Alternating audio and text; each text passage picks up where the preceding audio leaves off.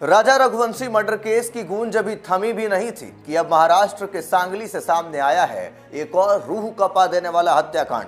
महज 3 महीने पहले हुई थी शादी, नई नवेली दुल्हन, और फिर एक रात जब पति सोया तो पत्नी ने उठाई कुल्हाड़ी और कर दी बेरहमी से हत्या।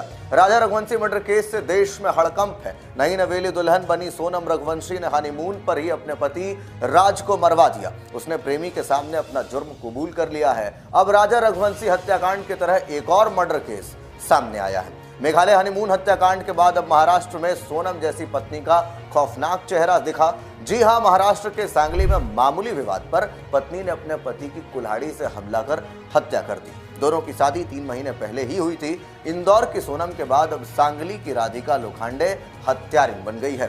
पुलिस के मुताबिक आरोपी पत्नी राधिका लोखंडे और मृतक अनिल लोखंडे की शादी 3 महीने पहले ही हुई थी। उन दोनों के बीच कुछ मामूली विवाद हो गया। यह विवाद ऐसा बढ़ा कि पत्नी खून की प्यासी हो गई। जब घर पर पति सोया हुआ था तभी पत्नी राधिका ने सोते वक्त कुल्हाड़ी से उस पर हमला कर दिया और उसकी जान ले ली।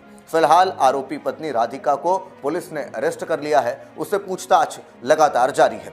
इस बीच सांगली स्थित MIDC पुलिस स्टेशन के पुलिस इंस्पेक्टर दीपक बंदवालकर ने कहा कि पति पत्नी के झगड़े में पत्नी ने अपने पति की कुल्हाड़ी से मारकर हत्या कर दी है। इस पूरे मामले में हमने आरोपी महिला को अरेस्ट कर लिया है। उसका नाम राधिका लोखंडे है। उसको पति अनिल लोखंडे की हत्या के आरोप में गिरफ्तार किया गया है और आगे की जांच जारी है। जांच के बाद ही यह पता चल पाएगा कि आखिर इस हत्या के पीछे क्या वजह थी। महाराष्ट्र में पति की हत्या की खबर ऐसे वक्त में आई है जब सोनम रघुवंशी के कारनामे से देश दुनिया दंग है।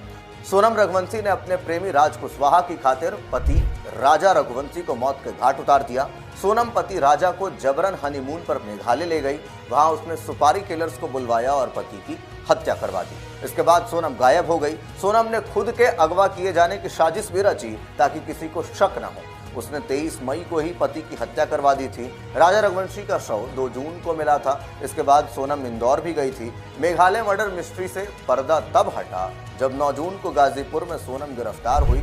मगर सवाल अब भी वही है, न तो कानून का डर न रिश्तों की अहमियत। ये कैसे दुल्हने हैं जो 7 फेरे लेकर 7 कदमों के अंदर ही हत्या की प्लानिंग करने लगती हैं। आप इस वाकये को लेकर के क्या कुछ सोचते हैं, कमेंट बॉक्स में जरूर बताएं। बाकी के अपडेट्स के लिए देखते रहिए इन खबर।